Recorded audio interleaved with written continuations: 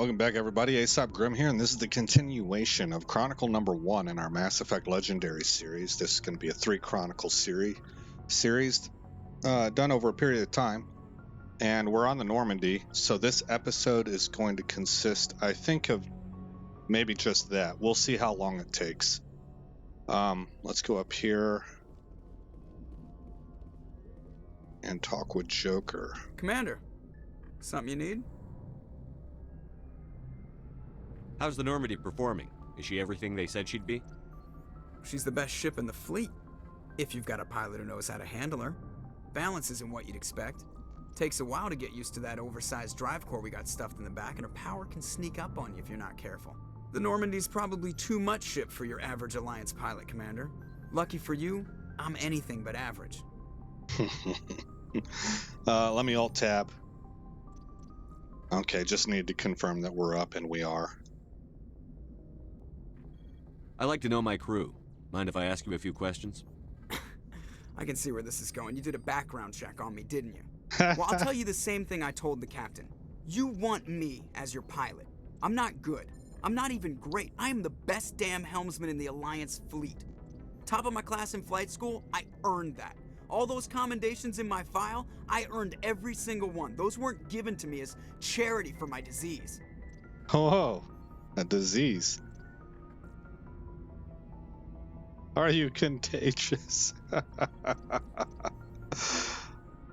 What are you talking about? Are you sick?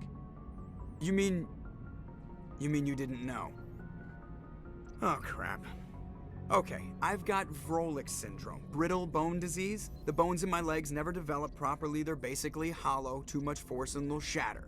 Even with crutches and my leg braces, it's hard to get around. One wrong step and crack! It's very dramatic, but I've learned to manage my condition, Commander. Put the Normandy in my hands and I'll make her dance for you. Just don't ask me to get up and dance unless, you like the sound of snapping shin bones. God, that's horrible. Well, we know how he got his nickname. He's cracking jokes all the time. He's pretty witty. Let's start off with tell me about your disease. Well, I kind of just did. I need to know more about this Vrolic Syndrome if I'm putting my ship in your hands. Yeah, of course you do. It's an extremely rare condition. Nobody knows exactly what causes it. Genetic, maybe. It's treatable, but there's no cure. They classify my case as moderate to severe. I was born with over a dozen fractures, hip, thighs, ankles. My bones were already breaking in the womb. 100 years ago, I wouldn't have survived past my first year. Lucky for me, modern medical science has turned me into a productive member of society. Man, he's not frustrated. I was going to say bitter, but I don't think he's bitter. I think life is just tough, and he doesn't like being questioned. You're not gonna break a bone trying to fly the ship, are you? I don't fly with my feet, Commander, so I'm fine as long as I'm in this chair. I gotta be real careful when I get up to take a piss, though. I can do my job as well as anyone on the ship. Better, actually. So don't worry about it. All right. I'm not trying to make you uncomfortable. Let's talk about something else. Whatever you want, Commander. Why does everyone call you Joker? It's a lot shorter than saying Alliance Flight Lieutenant Jeff Moreau. Plus, I love to make little children laugh. You're dodging the question. Look, I didn't pick the name. One of the instructors in flight school used to bug me about never smiling. She started calling me Joker, and it stuck. Why didn't you ever smile? Hey, I worked my ass off in flight school, Commander. The world's not gonna hand you anything if you go around grinning like an idiot. By the end of the year, I was the best pilot in the academy, even better than the instructors, and everybody knew it. They'd all got their asses kicked by the sickly kid with the creaky little legs. One guess who was smiling at graduation? This guy he's going to be a horrible PITA to be around. But I like him. This is the kind of confidence you need and resiliency and doggedness on an outfit like this. How'd you end up joining the Alliance? Look, if you're looking for an inspirational tale of the crippled kid overcoming impossible odds, you're gonna be disappointed. My mother was a civilian contractor working for the Alliance. I basically grew up on the Arcturus station back when they were building up the fleets. Spend all that time around Alliance ships, there's a good chance you'll end up going to the Academy. All right, looks like we got everything. I have to go. All right, see you.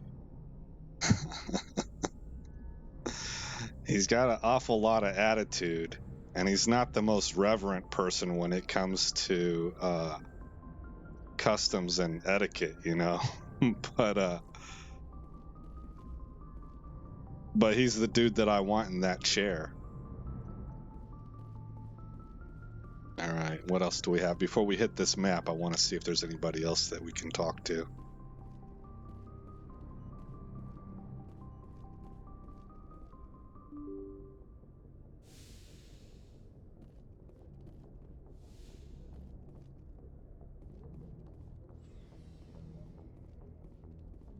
Shouldn't be anything over here. This is just the other side.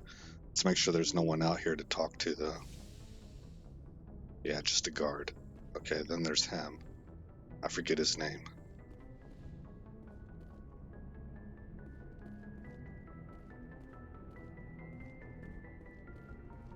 I like to go deck by deck.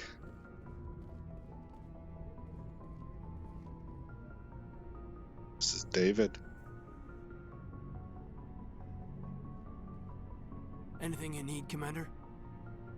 Man, that was tense for a minute. That was like an awkward silence.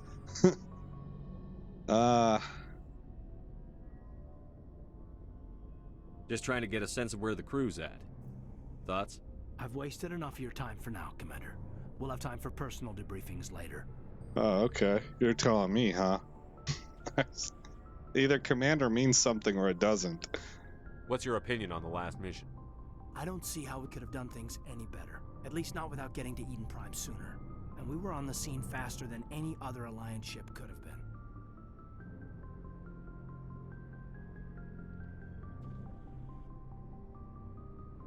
Alright, that was it, huh? We'll talk another time, Lieutenant. Commander?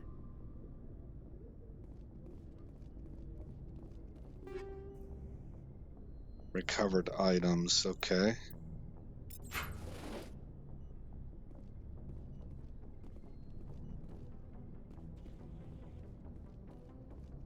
Whoa, escape pods? Yeah. There better be some more of those. Oh, this one don't look right, man. Maybe it's just colder back here. We need to find a maintenance tech and ask him about that.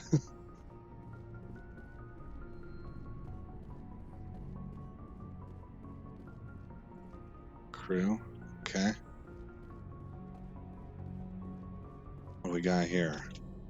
This should take us to where the vehicles are, I believe.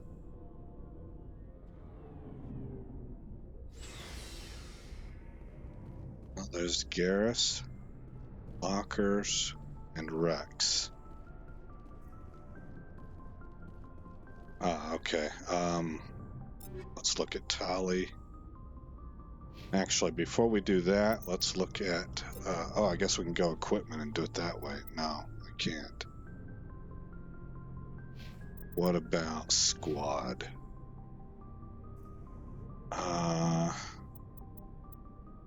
No, although I do have 4 points that I can spend. Let's put them into what? How did I get 1 point into intimidate?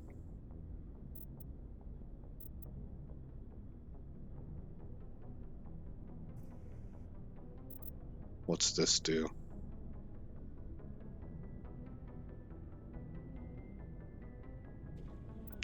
I think I'm going to put them all into barrier.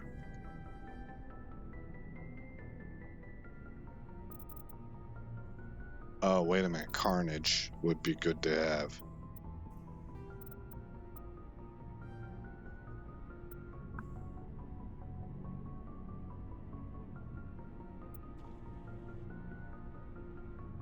Okay. Well, I was wanting to see if Tali was a shotgun specialist. I think I saw that she was, and I was a little surprised about it. So you got the Storm 1,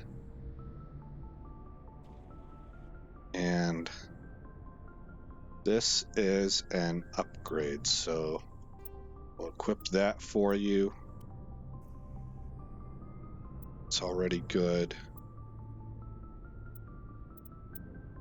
Do we have any rounds? No.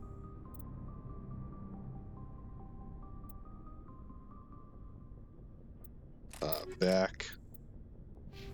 Okay, then we got Rex. Rex is going to be a shotgun also. Do we have one for him? No upgrade.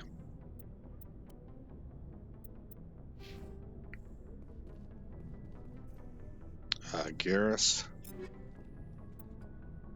It's going to be an assault rifle and a sniper rifle.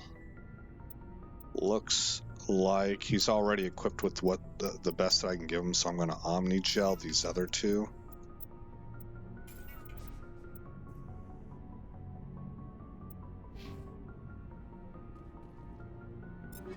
Caden, I'm probably never going to use again. Let's Omni Gel Storm 1. Okay. And Ashley also not likely to come back out with us. There's our requisition. No, that's Ashley. Commander? What's your opinion on the last mission? Kinda wish you'd got there sooner, Commander. No offense, I appreciate the rescue. I just wish... You wish we'd been able to save the rest of your unit? Yes, sir. If I had been more alert, we wouldn't have been cut down by an ambush.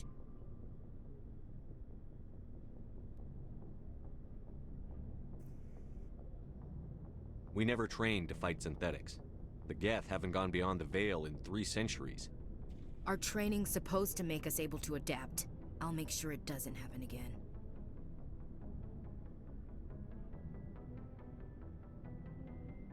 Do you have a few minutes to talk one-on-one?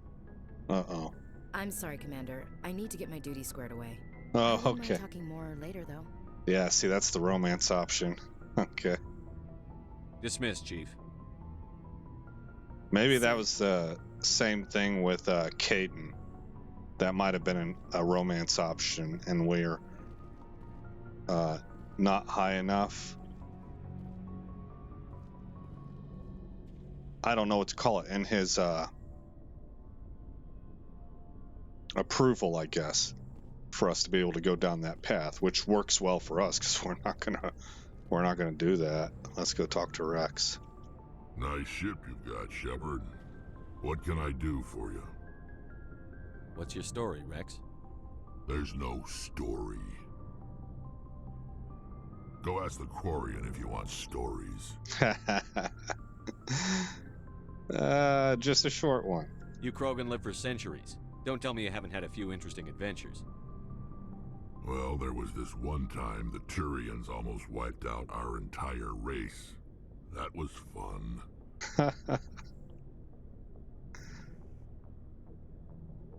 They tried the same with us, but we fought them off. It's not the same. It seems pretty much the same to me. So your people were infected with a genetic mutation?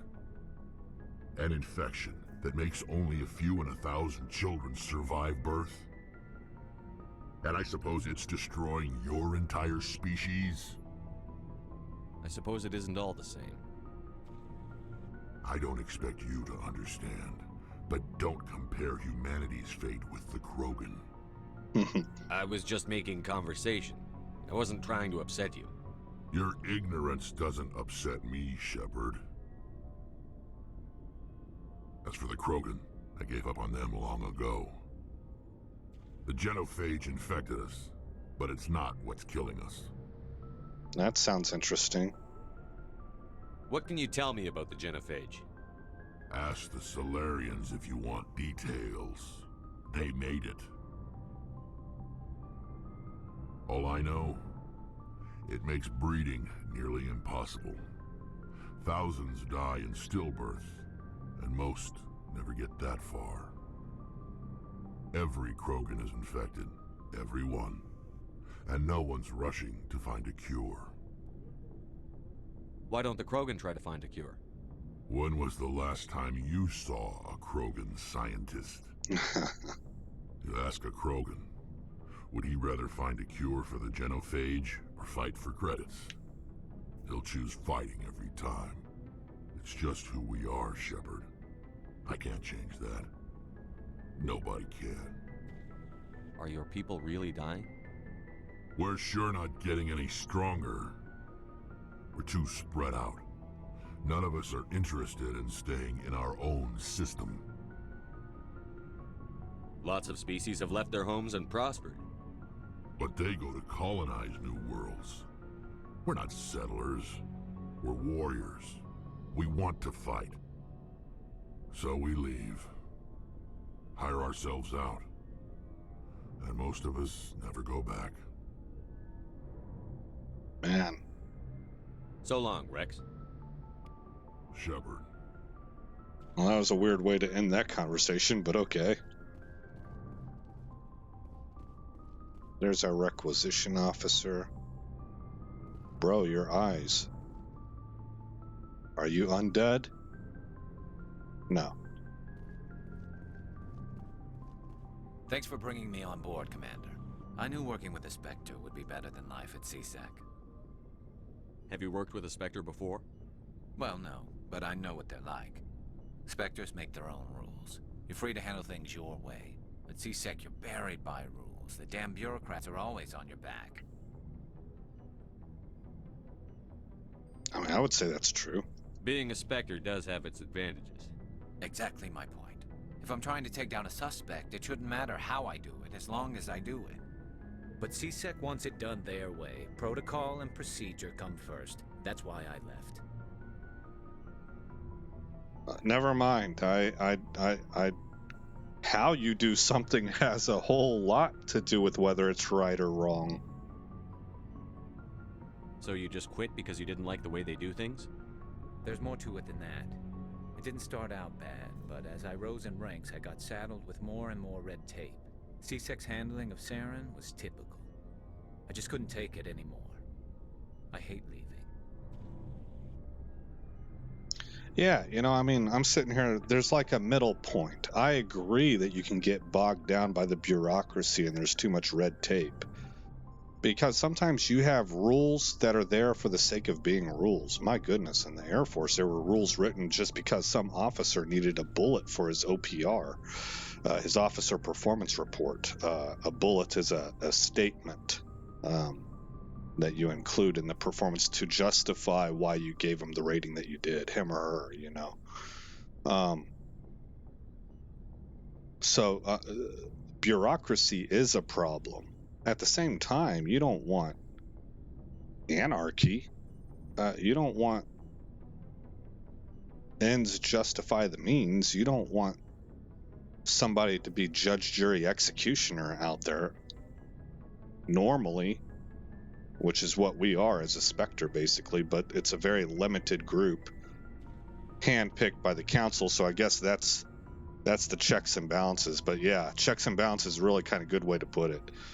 You need to have some checks and balances. It's just, but bureaucracy and overruling and what do they call that? Over-regulating. Yeah, that's a real thing.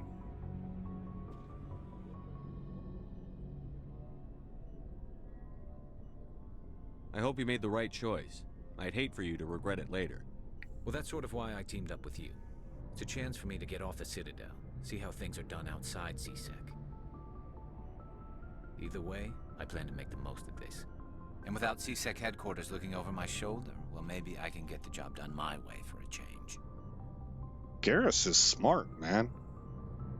So he's getting his feet wet. This was an opportunity for him to see, do I like how things work outside CSEC? So it sounds like he kept the door open for himself to return if he need. He probably didn't burn any bridges at CSEC. Maybe I can get the job done my way for a change. That depends. Whatever. Sounds good to me.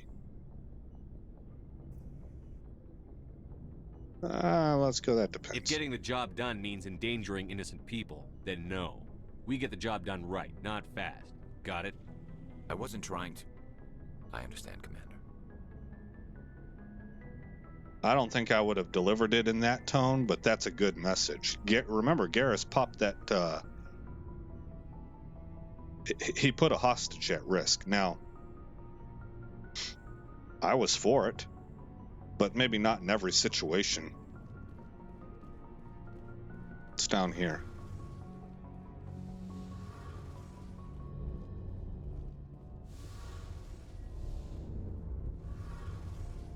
Hey, Commander, you know that Quarian, Tally?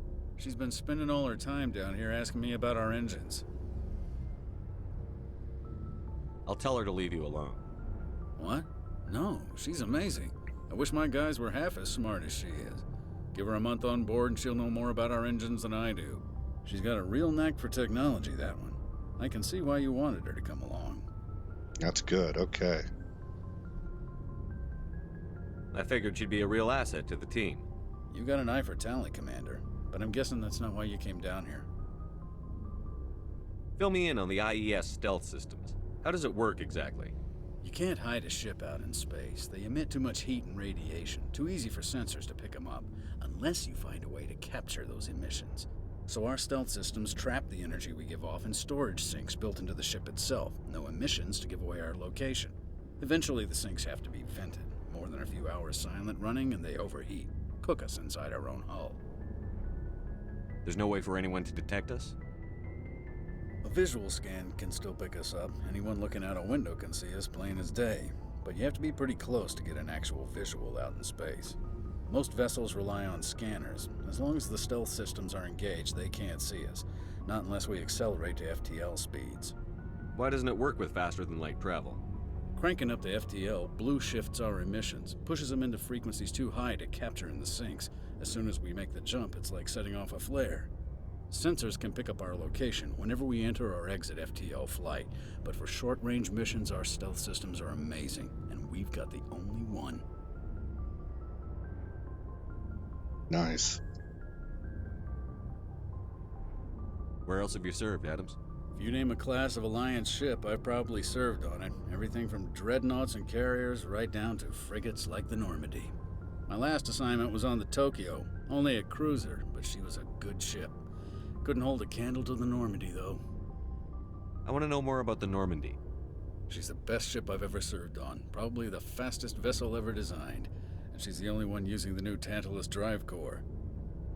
What's so special about the Tantalus drive core? Proportionally, it's about twice the size of any other vessel. Not only are we faster, but we can run at FTL speeds longer before we have to discharge the core. Nice. I think that was it. Yep. Carry on, Adams. Aye, aye, Commander. Here's Tally. Your ship's amazing, Shepard. I've never seen a drive core like this before. I can't believe you were able to fit it into a ship this small. I'm starting to understand why you humans have been so successful. I had no idea Alliance vessels were so advanced.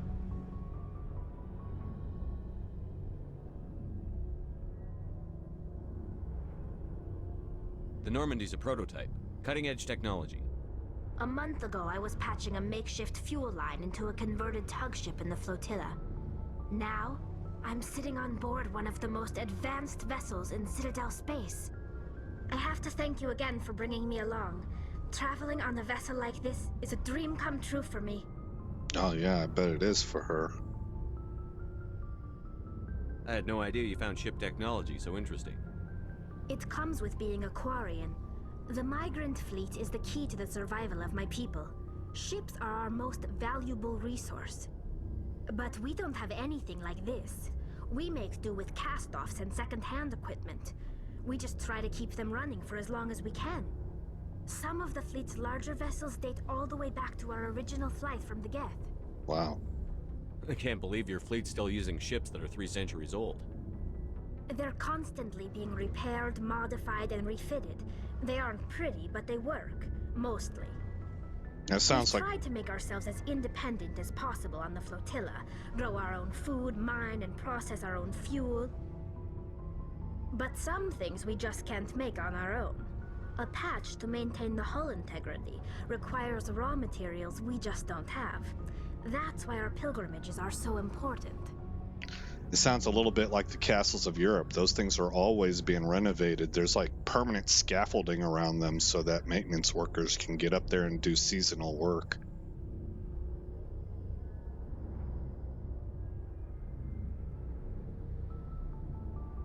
Tell me about your people. Our lives aren't easy. Resources are scarce, and we are constantly on the move. Everything we do must in some way contribute to the continuation of the migrant fleet. There are 17 million Quarians in the flotilla, and each of us relies on the others for survival. The bonds among my people are strong. Unfortunately, we have had to surrender many of the freedoms and civil liberties other species take for granted. What kind of freedoms? Well, it's illegal for parents to have more than one child. Yeah, I was thinking If our that. population grows too much, it would strain our resources to their breaking point. Of course, we also can't allow our numbers to become too few. If our population is in decline, the rule against single births is temporarily repealed. In extreme cases of population decline, incentives are even offered to encourage multiple births, though the Conclave hasn't had to take such measures in nearly a century. That's your government. The Conclave is our civilian branch of government. Each ship can elect a representative to serve on the Conclave and make decisions that affect the fleet as a whole.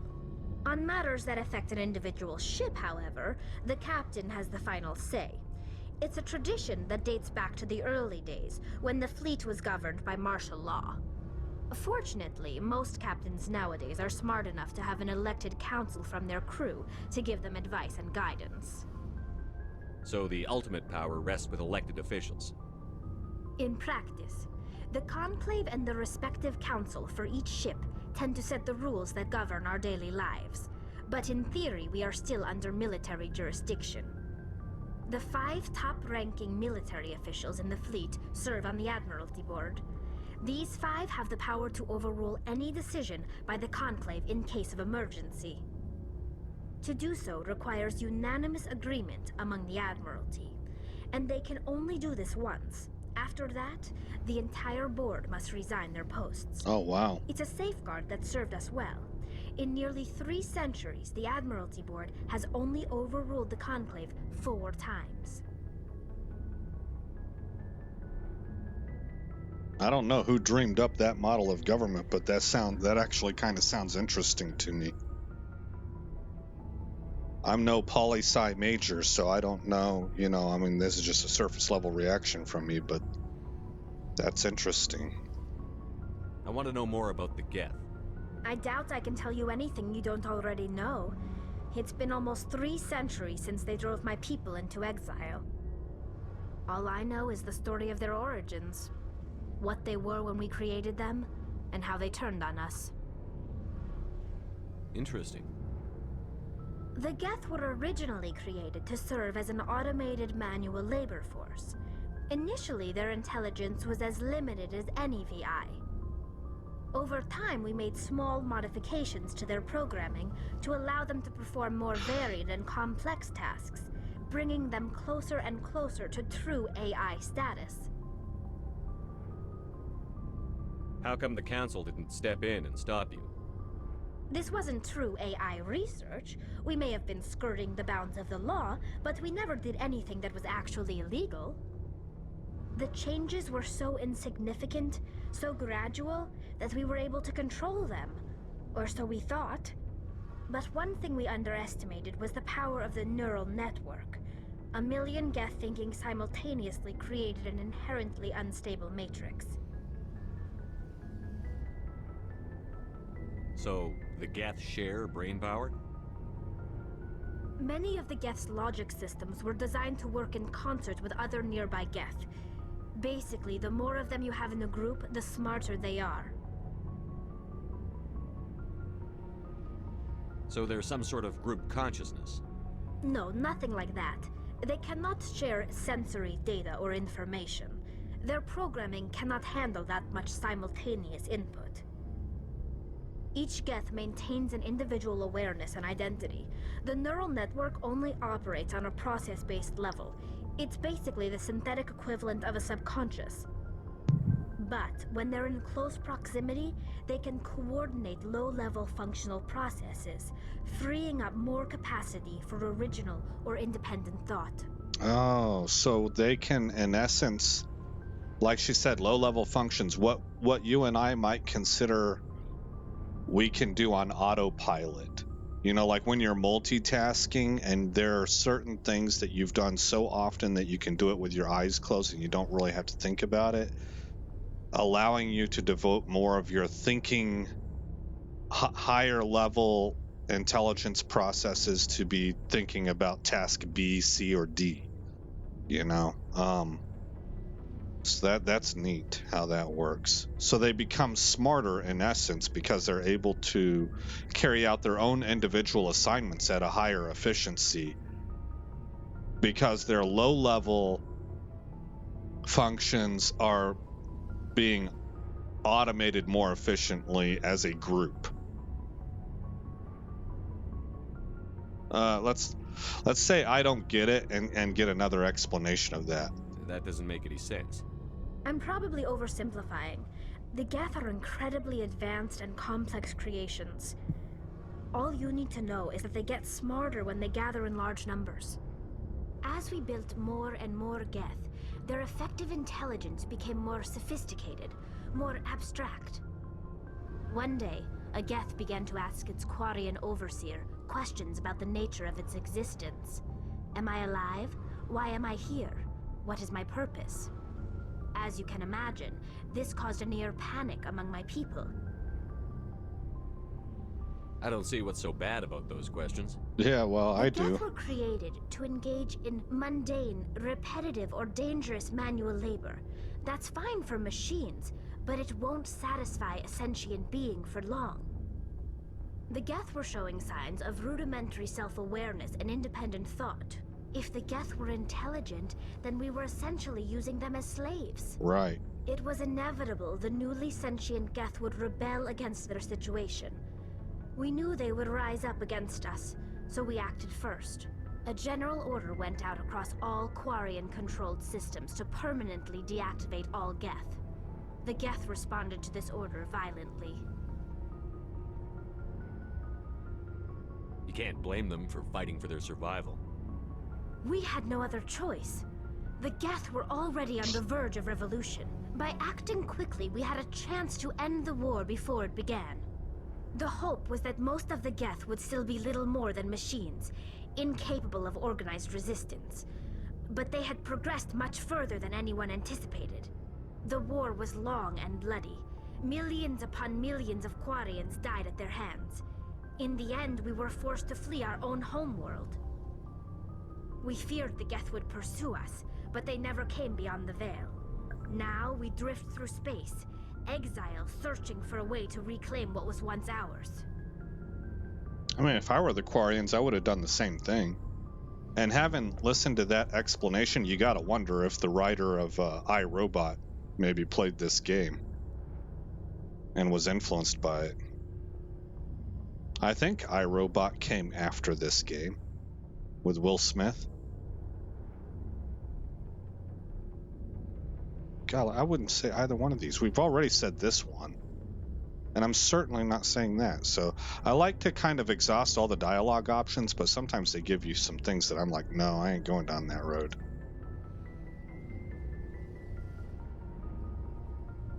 We talked about Quarians. It seems like we just got done talking about Geth. But I don't remember clicking I want to know that. more about the Geth. I doubt I can tell you anything you don't already know. Okay, so I did click on All I know that. is the story of their origins. What they were when we created them, and how they turned on us. I want to talk about something else. Like what? I want to know more about the pilgrimage. When my people reach maturity, we leave our birth ships and seek acceptance with a new crew. It's necessary to maintain genetic diversity among the fleet. But no ship wants to accept someone who will be a burden on them. So, to prove our worth, we embark on a pilgrimage. We set out alone, leaving the flotilla and our families behind us. We only return once we have found something of value we can bring back to the fleet. This is presented as a gift to the captain of the respective ship we wish to join. If the gift is accepted, we are welcomed into the crew. That's neat, man. I'm kind of remembering why I wound up romancing Tally. I don't remember. I had told you in the intro video that I was planning on just not romancing at all, but I think what probably happened is I just kept on talking to her. And as I kept on talking to her, I probably just picked options that sort of put me on that road. And I was like, oh, well, okay, and just ran with it. Can a captain choose to reject the gift? That doesn't happen often. Most captains are eager to increase the size of their crew. It increases their own standing in our society. Even when a gift is not particularly valuable, the captain usually accepts it out of a sense of tradition. However, there is a stigma to presenting a substandard gift. Yeah. It's not the best way to make a good impression on a new community. Most pilgrims don't return until they find something worthwhile. I can't believe they just send you off alone. It's not like they just cast us out.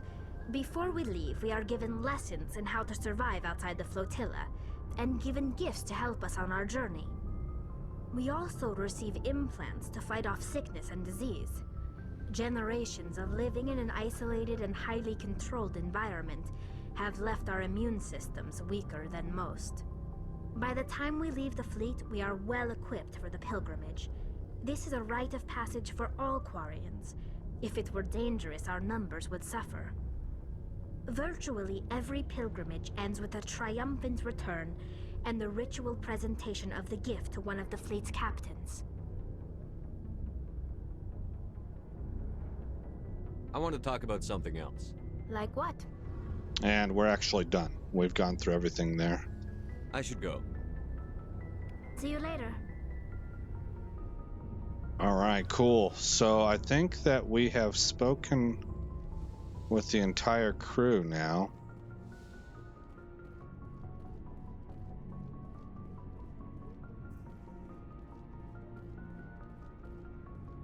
We have one more person to talk to up there by the map, and then we'll access the map.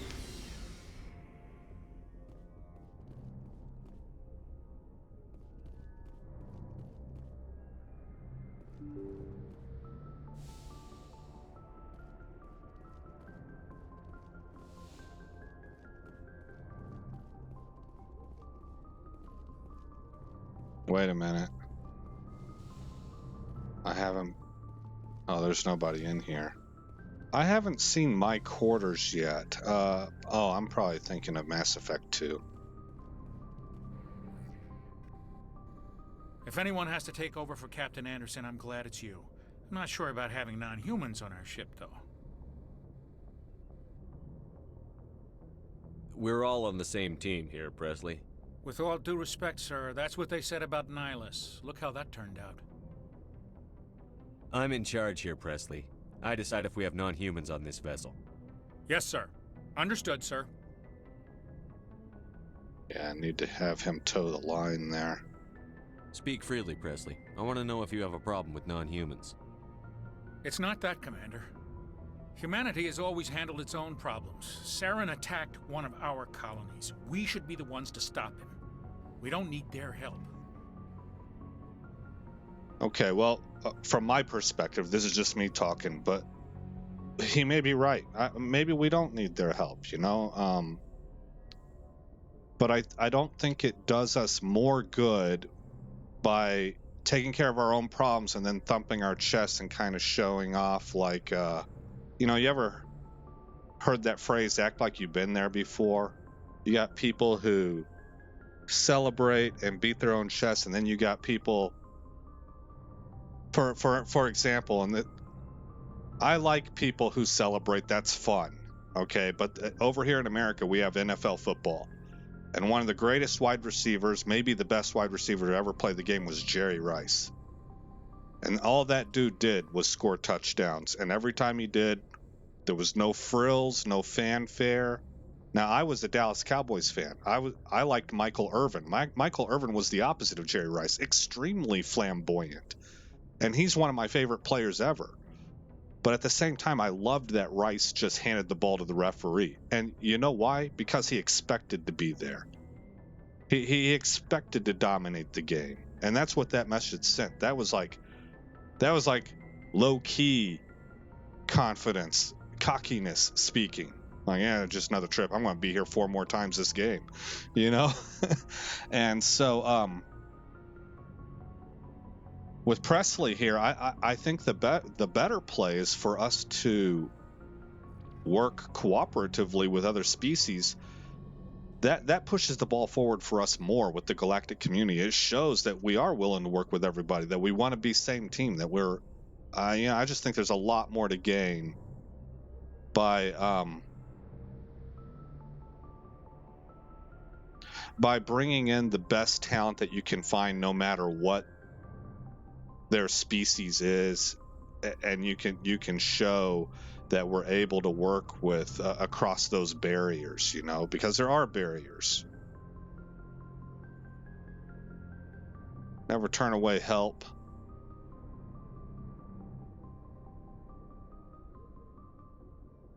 Some people think asking for help is a sign of weakness.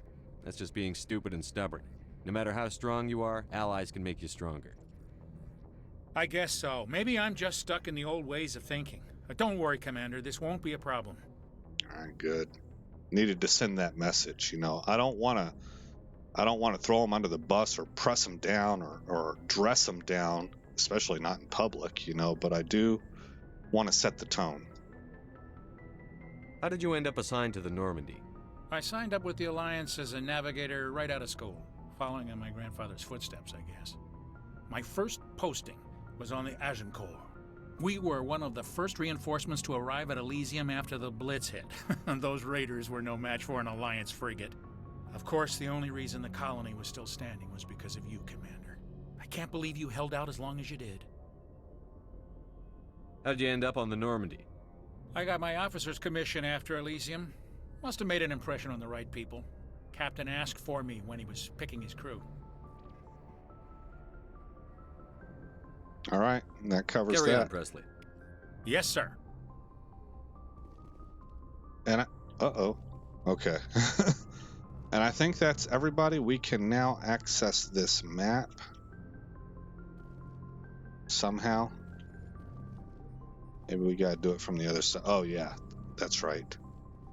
Now that I see the ramp, I remember the ramp.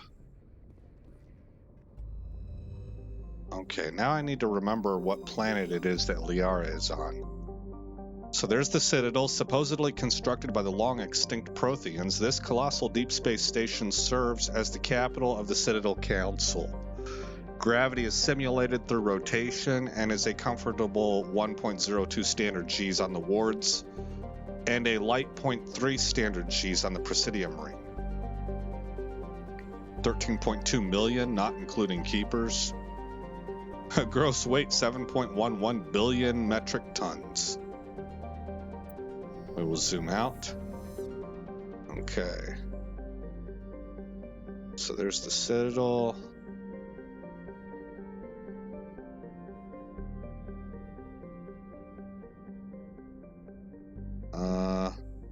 I'm not able to zoom out more, it looks like.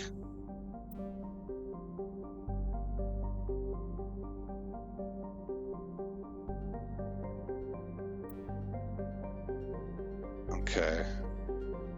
Are there star clusters that I can click on?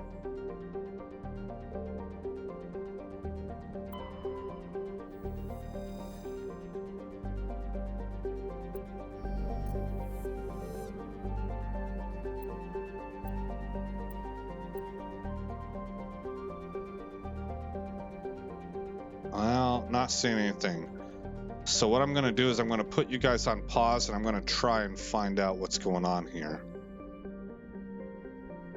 Pausing you right now. Okay, I figured it out, guys. That didn't take too long. So let's access the map. Here we are at the Citadel.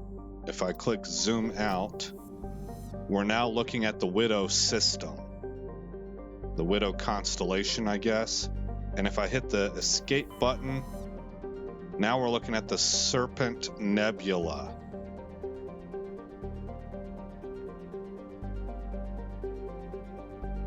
So that's another level out, the nebula. And then if I hit escape again, we're now looking at the Milky Way. So this is our galaxy. And here's Liara's dig site. That's where I want to go. Artemis Tau. Oh, we have a few options here. Looks like they're all called, named after Greek cities. And Gnosis means knowledge, so I'm going to take that as a stab.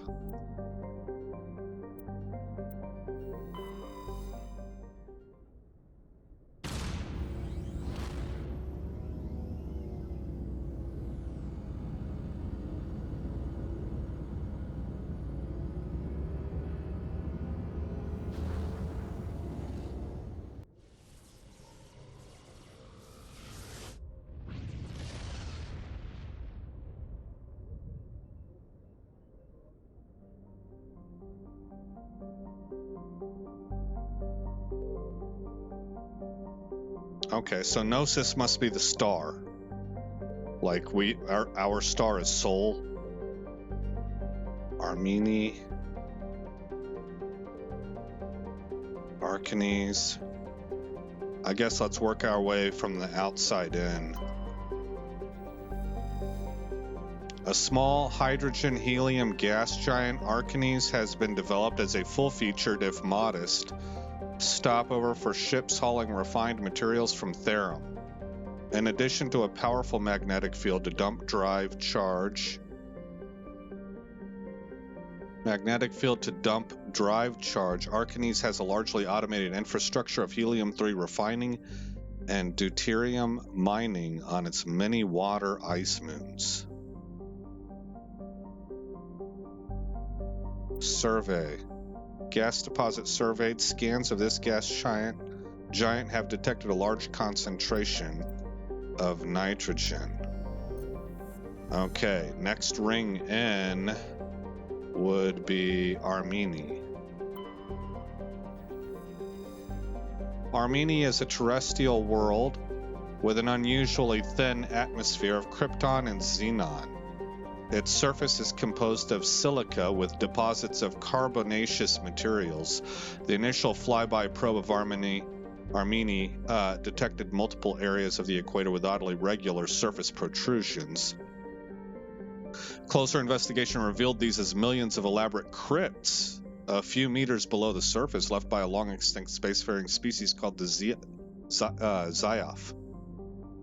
Many human universities wish to perform archaeological excavations. Council law holds grave sites as sacrosanct, however, and the matter has been tied up in court for a decade. Yeah. That makes sense. Oh, did I survey it? There's no option to survey. Alright. So then this ring is next, and it's this planet, Zakros. Zakros is a terrestrial world with a nitrogen-methane atmosphere containing trace amounts of hydrocarbons. Its frigid surface is mainly composed of water ice and hydrocarbon slush. Most of the surface is not solid enough to support the full weight of a landed ship. If approach is necessary, use shuttles or keep the ship's mass effect envelope up. Okay, next ring would be Therum. And we can land on this one. Therum is a distant but rich industrial world claimed by the Human Systems Alliance. Its plentiful heavy metals have fueled the recent manufacturing boom on Earth. Core samples rich with the fossils of simple silicone-based organisms indicate Therum was more habitable in the past than it is at present. Perhaps this explains the many Prothean ruins dotting the surface, most of which have been looted by mining corporations. Colony founded in 2167. Population of 34,000. Capital is Nova Yekaterinburg. Okay, I want to look at my notes. Let's look at Phaistos first.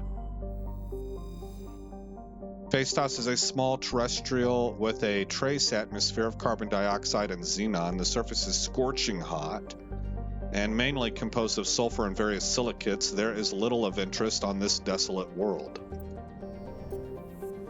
Okay, hit escape. And go to our journal.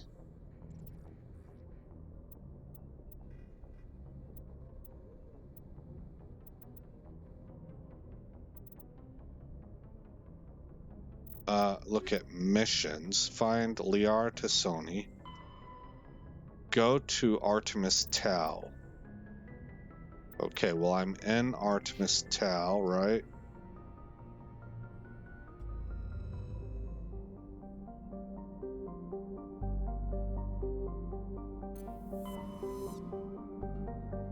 Artemis Tau. Okay, so she's somewhere in here. We don't know where. So I was thinking correctly there. I just wanted to make sure. And we would land on Therum.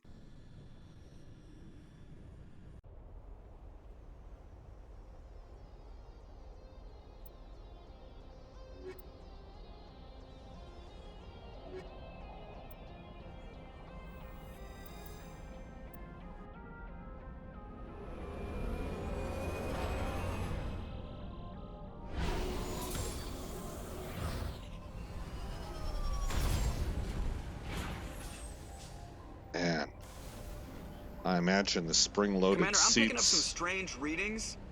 Really strange, like off the damn charts. It looks like it's coming from an underground complex a few clicks away from the drop zone.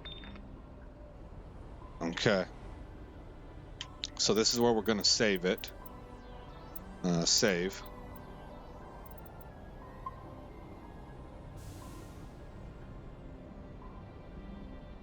And again, I'm Aesop Grimm. Thank you for coming by the channel. I hope you like what you saw. I hope all is well in your neck of the woods. And I will see you guys in the next episode where this story continues.